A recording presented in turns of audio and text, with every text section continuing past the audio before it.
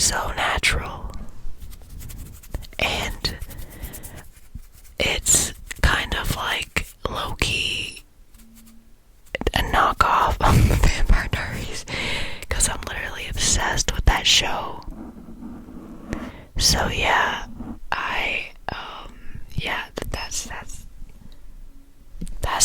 that's technically what's up, you know. So let's just get started. Chapter 1, Athanatos. We don't live in the world we think we live in. All the fantasy creatures that you thought were just fairy tales are real. Bodies drained of blood lay on the side of the street to be found by officers who lie and say the unfortunate citizens had a drinking problem. The saddest part is that, strangely, everyone believes this lie. Lies. Honestly, that doesn't affect me at all. It benefits me greatly because it covers up my crimes. The authorities don't know who is killing all these people. I pose as a Red Robin outside of their office window sometimes. One night, while they were having a meeting, I eavesdropped. A young adult they call Lucas Magos, 23 or something, suggested that the victims were all murdered by vampires. The rest of the council just laughed in his face. He isn't wrong, but he isn't right. Vampires are just a fantasy to some people and a nightmare to others. I am an immortal, not a vampire. It offends me that I get compared to those that are a disgrace to nature.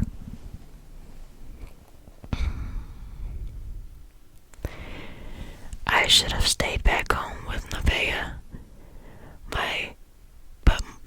But my lust for blood is too strong to abide by anyone's rules. Anyone who comes in between me and my hunger, well, let's just say they fall to an unfortunate fate. I feel guilty for killing sometimes, but for the most part I block most of it out. I'd rather not throw my humanity in the trash. That sounds crazy. Humanity? How can I just sit here and compare myself to a human? I am the undying Athanatos, and I am immortal. Evil. I am a monster. No one can change me. I couldn't change even if the love of my life rose from the dead. Chapter 2, Zoe. August 24th, 2016.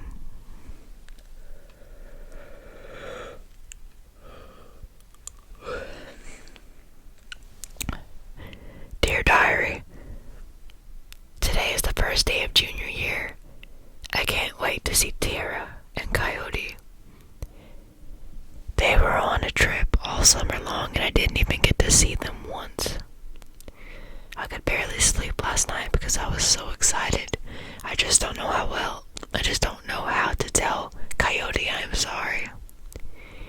He won't talk to me after what happened on the last day of school last year. But I am still going to approach him like we were friends. I mean, me and Coyote were never really close, but we still talk sometimes. And he was always really sweet. I am truly sorry about what happened. When I got to school, Tara was crying by her locker. Me being the slightly overprotective friend and all, of course, I go to the rescue. Tara, what's going on? She just kept sobbing and freaking out, and I had no idea what to do. I felt like a waste of space standing there staring at her. After a couple of more seconds of her sobbing, her almond eyes out, she yanked me out to her car. Wait, where are we going? We are going to be late for class. She She pulled out some tissue and took a deep breath as she wiped the tears from beneath her eyes. It's Coyote. He's dead. My heart sunk. I felt like my stomach was going to burst through my skin and onto the ground. I felt sick. Tara, She interrupted me before I could finish my sentence. Look, I know you aren't good with words, so don't even bother to try and comfort me, okay? I think at this point we should just stop being friends. I was so confused, and goosebumps began to appear on my arms. Tara, we can get through this together. You don't have to. Yes, I do. She took a breath. Look, I just want to be alone. It's over, Zoe. Just go away and leave me alone. Tears flooded her face. With those words, my heart felt as if it were dry of blood. The pain in my chest was brutal. I couldn't handle my first day. It was already hell. This year was supposed to be better. It was supposed to be when all the important things in my life began. I guess this was pretty important, but not in the way I'd hoped it'd be. That's a mistake. Okay. I went to my locker to start decorating it like I've done every year. Same stickers, same dry erase boards, same pencil holders since freshman year. Design is my thing. It is my distraction from the world. Something was wrong with Tara. She was paler than normal. Her brunette hair was brighter, her skin was brighter, but the weirdest thing about her was her eyes. They have changed colors over the summer. Her eyes transitioned from brown to a bright golden color with a tint of red. The red was around her cornea, which is slightly creepy if you stare into her eyes too long. Usually, I would think her acting Usually I would think her acting weird was because of her boy problems, like always, but something was off. Coyote is dead. Why? I have decided to miss out on my first day of junior year. I mean, it's not like my mom or dad is going to ground me. They are off in Wonderland, full of mushrooms and LSD, doing drugs somewhere. It seems like everyone in my life disappears, and if they come back, they are never the same. Now that I think about it, my grandpa used to tell me scary bedtime stories about our family being cursed. He said the curse revolved around the supernatural, and they reflected it onto others. Clearly, there is no such thing as vampires and werewolves. It's all just a fairy tale. Well, fantasy, actually. When I got home, I searched for my older sister Lola. She wasn't downstairs and she wasn't in her room. But I began to hear strange breathing and thumping noises. Oh my God. Is she seriously?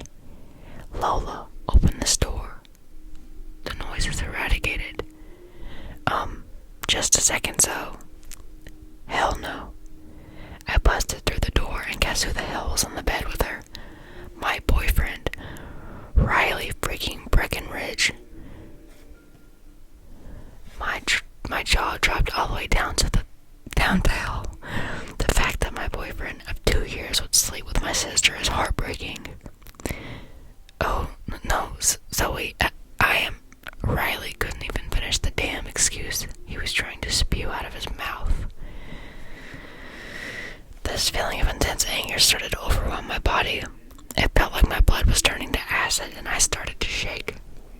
If my blood was actually acid at this point, I wish I would just explode so I could melt his face off and my sister's too. Shut up, I demanded.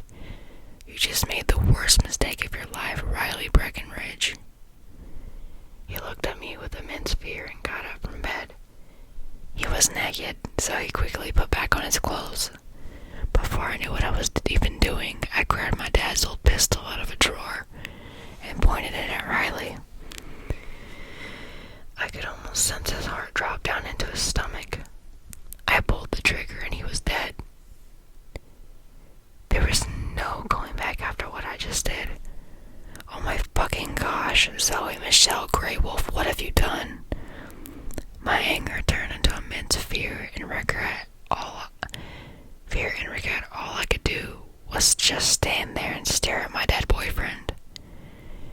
Ex-boyfriend.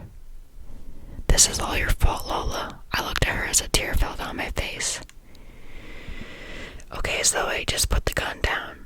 We can talk about this, okay? I pointed the gun at her. What the hell was I doing?